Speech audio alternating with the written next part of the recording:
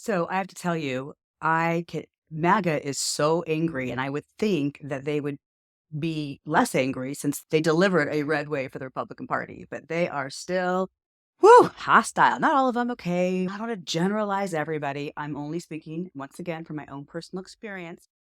But so I forgot in the back end of YouTube we can turn off like ugly comments, like basically it filters it. Anyway, so the hateful things that people said, I was actually laughing because a couple things. I don't take things personally because if I have a flaw, trust me, I know it and I'm working on it. If somebody mentions a flaw that I think that there's a possible truism there, that there's something I need to look at, I'm self-reflective. I can kind of look at that.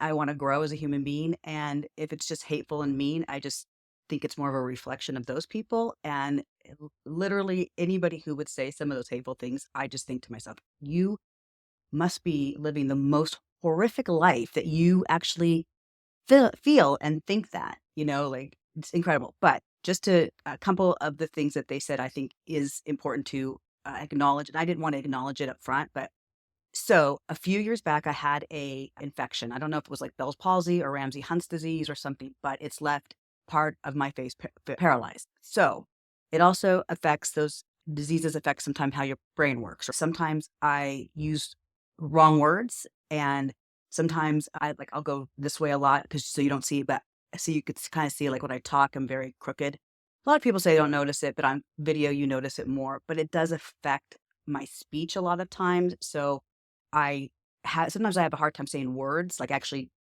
forming the words. And I don't know if that's because of some of the paralyzation in my mouth but so the second thing is that I was watching videos to figure out how to set this up. Everybody said if you worry about being perfect or being, you know, doing everything right, you'll never set it up and you'll never get your message out there. And so they said just post because it's going to be all your videos are going to be really shitty in the beginning, and that's okay because then as you progress and you learn like anything else, you'll get better. So that's what I'm doing. And then a lot of the edits are I use an AI program. I'm really into AI. So that's how I move quickly in getting information and also learning. But also, so the AI editing you just tell it to like clean it up or to, remove some redundancy, and it does its own thing. I have a day job that I'm actually like proficient at. That took me 10 years to get proficient at it. And, maybe like took me 5 years to get really, really good at it. It took me about 10 years to get proficient at it.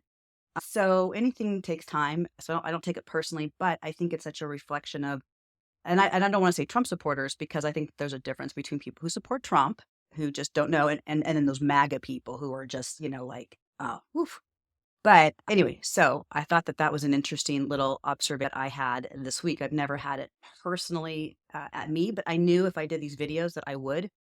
So, but it's all good. What I noticed this week, and going back to our relationships, because I think that that's where we have to start, is having those conversations with people that we love. And I think if people are angry, we have to maybe just say like, why are you so angry? Like, what's going on inside you that is making you that angry, right? But one of the things I noticed and I've been doing for some time and getting better at is calling people out like respectfully. For example, you hear this word woke, right? Obviously, and fake news. So these words, like putting all these words down and saying, you didn't come up with these words. Like these are words that were fed to you, right? This is not something that because they're always saying that Democrats are sheep. That's their big thing, or that we're brainwashed. Of course, everything that they say is just a reflection of, or what did they say, an admission of themselves, right? So, and that's not just in this situation. It's most likely true in all situations when you highlight or you dislike something that you think somebody else, a trait or an attribute that somebody else has. It's usually because it's a mirror reflecting that on yourself. Anyway, what I noticed is that I think starting really small with like, hey, let's just think about this for a second. You weren't angry about trans people like 3 years ago or 4 years ago, or whatever this thing. I mean, somebody told you to be angry about that, right? And just say, is there a possibility that you got caught up into this echo chamber that is like feeding you all this anger, because if you're focused on that, you're not focused on other things that are important to you. Just something to think about, and try to leave little nuggets of these things. And then maybe, and this is what I'm going to try and do for people who are willing.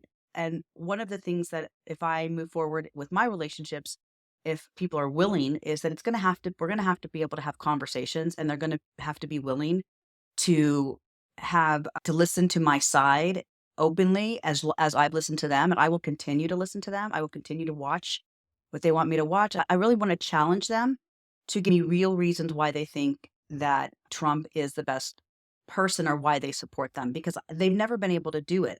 And it's like, that's the issue. It's like nobody in a decade that I've been talking has been able, they talk about policies, or you talk about specifics, that they don't only disagree, they just don't even, some of them don't even know what I'm talking about. So that's where I think we need to have these conversations. We make it more personal instead of making it about Trump all the time, or MAGA, or any of that stuff, because I think people can get really upset when when you are challenging their choices.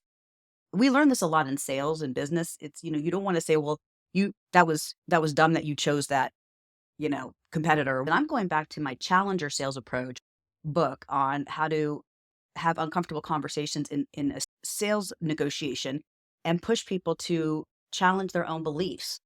But you're also showing what people are afraid of, right? Like, people are afraid of this, people are afraid of that. Do you feel that way? It's like, people are afraid of the immigration crisis. Do you feel that way? Yes, I feel that way. Well, okay, I feel that way too. I feel that way too. I'm afraid too. So that's one way to approach it. But the other way, going back to the personal way, is when none of that works, or people aren't willing to hear that, or they just get angry, because anger is a big way to get out of these conversations. But is to just say, it feels to me like, if we're going to have a relationship and I tell somebody I love, that, hey, this, I'm scared about this. I'm scared for myself. I'm scared for my family. I'm scared for my kids. I'm scared for my nieces and nephews. I'm scared for the future of the earth. And I have specific reasons that make me afraid. And when you tell me that the person that I'm afraid of is saying he's not going to do any of that, and you believe him over looking at my evidence, it makes me feel that I'm not important, and you don't value my research or my knowledge or what I'm doing. And why can't we just have a conversation and you explain that to me, and then be willing to hear my reasons why I'm afraid? Maybe things are too heated. Maybe things are gone too far with some relationships that we can't go back there. But I think if we really want to identify, how do you encourage people to have these conversations? And maybe, for me, I just can't be in relationships right now with people who won't engage with me on conversations in a respectful manner, who won't be willing to look at, not agree with, but look through my lens, try at least to see why I'm afraid, and why I'm concerned for my future, and for my family, and for my business, and for the people that I love. I feel like maybe we're Noah telling everybody a storm is coming. And if you follow QAnon at all, like, if you've been following it because of your friends and family have gone down that rabbit hole, you know what I'm talking about. Noah told everybody a storm was coming, and nobody believed him, right? So if you try to speak their language, it's like, I'm going to build my boat, right? That's what I think the rest of us are going to do. But if they're not even willing to look at the evidence, just to have a dialogue with you, and so they can come from a place of empathy, then I just think that there's just not a relationship that we can have. And I know some people will choose to stay in those relationships for whatever they get from it.